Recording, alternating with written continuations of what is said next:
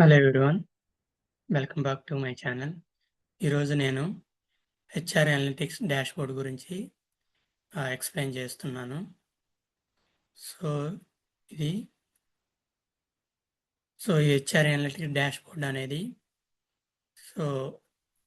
ఓవరాల్గా ఎంప్లాయీస్ ఎంతమంది ఉన్నారు, యాట్రిషన్ రేట్ ఎంత, యాట్రిషన్ ఎంత జరిగింది, యాక్టివ్ ఎంప్లాయీస్ ఎంతమంది ఉన్నారు, యావరేజ్ రేట్ ఎంత, ఎడ్యుకేషన్ వైజ్గా ఎంతమంది ఉన్నారనేది హెచ్ఆర్ అనలిటిక్స్ డాష్బోర్డ్ అనేది తెలియజేస్తుంది. సో ఈ కేపీఐస్లో ఓవరాల్ ఆల్ ఎంప్లాయీస్ 1478 మంది ఉన్నారు. సో యాట్రిషన్ 237 మంది ఉన్నారు. సో యాట్రిషన్ అంటే కంపెనీ నుండి లీవ్ అయిన వాళ్ళు, అంటే ఎగ్జిట్ అయిన వాళ్ళని 237 మంది ఉన్నారు. సో యాట్రిషన్ రేటు 16.12% ఉంది. సో అంటే 100లో 100 మంది ఎంప్లాయీస్ ఉంటే సో యాట్రిషన్ రేట్ అనేది 16% ఉంది. సో యాక్టివ్ ఎంప్లాయీస్ అంటే కంపెనీలో 1233 మంది ఎంప్లాయీస్ యాక్టివ్ ఎంప్లాయీస్ ఉన్నారు. సో యావరేజ్ ఏజ్ వచ్చి 37 మంది, యావరేజ్ ఏజ్ 37. సో డిపార్ట్మెంట్ వైజ్గా యాట్రిషను సో ఆర్&డి 56.12%.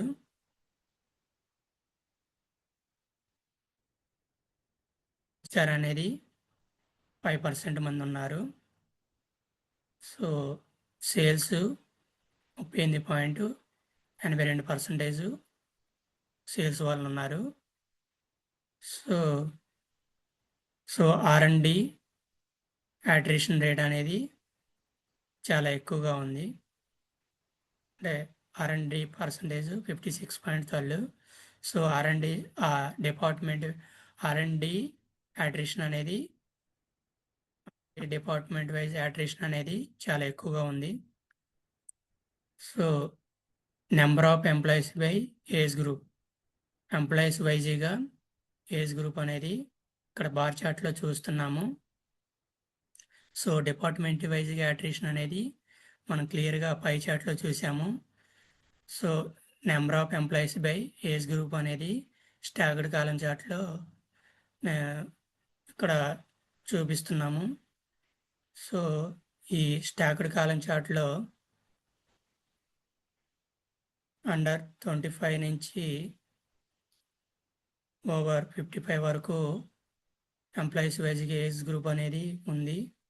సో ఇక్కడ 25 నుంచి 34, 35 నుంచి 44, 45 నుంచి 54 సో ఎంప్లాయీస్ వైజ్గా ఏజ్ గ్రూప్ అనేది చూపించబడుతుంది.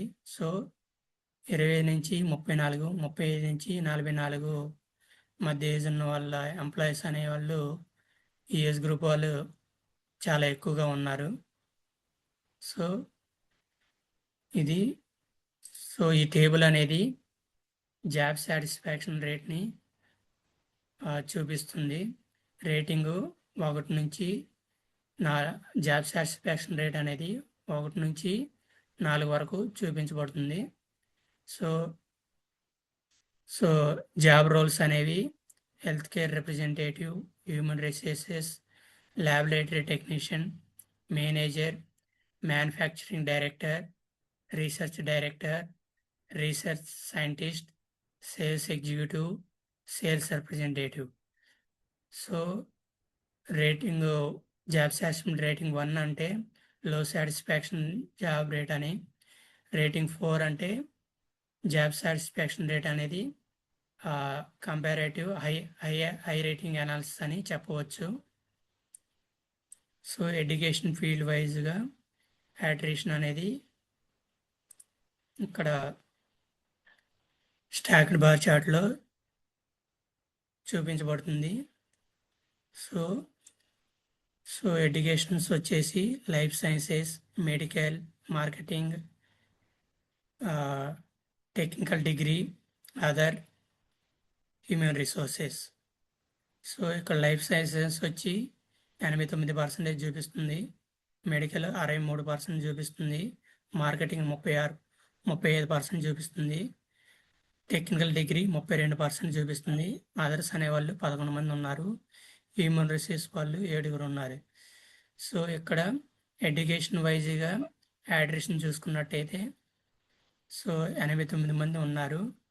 సో యాడ్రేషన్ అంటే కంపెనీ నుండి లీవ్ అయిన వాళ్ళు. సో లైఫ్ సైన్సెస్ వాళ్ళు 89 మంది ఎడ్యుకేషన్ వైజ్గా లీవ్ అయ్యారు. సో లో హ్యూమన్ రిసోర్స్ వాళ్ళు 7 లీవ్ అయ్యారు. సో ఇంకా ఎక్కువగా ఇంకా బిలో ఎడ్యుకేషన్ వైజ్ యాట్రిషన్ అంటే హ్యూమన్ రిసోర్స్ వాళ్ళు చాలా 7 ఉన్నారు.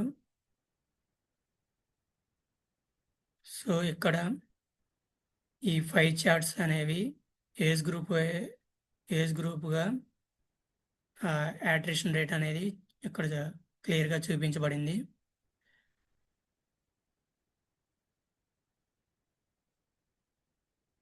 సో అండర్ 25 వాళ్ళు ఏజ్ గ్రూప్ వాళ్ళు 38 మంది ఉన్నారు.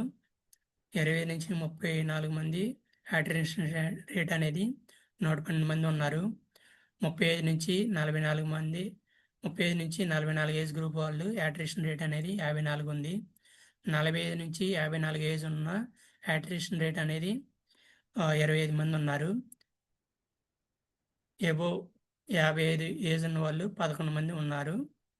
సో అయితే ఈ పై చార్ట్స్ అనేవి సో 25 నుంచి 34 ఏజ్ గ్రూప్ ఉన్న వాళ్ళు ఎక్కువ మంది ఆ కంపెనీ నుండి లీవ్ అవుతున్నారు. సో 25 నుండి 34 ఏజ్ గ్రూప్ వాళ్ళు 110 మంది ఉన్నారు. సో సో యంగ్ ఏజ్ వాళ్ళు ఎక్కువ మంది కంపెనీ నుండి లీవ్ అవుతున్నారు.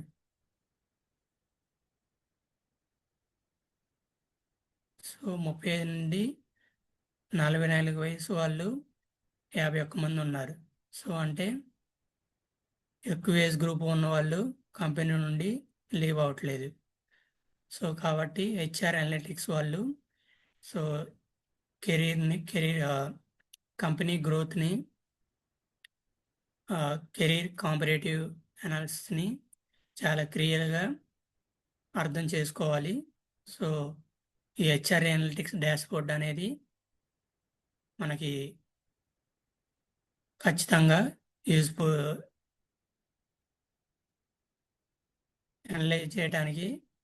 ప్రతిదీ అనలైజ్ చేయడానికి చాలా క్లియర్గా స్పష్టంగా ఇక్కడ చెప్పబడింది.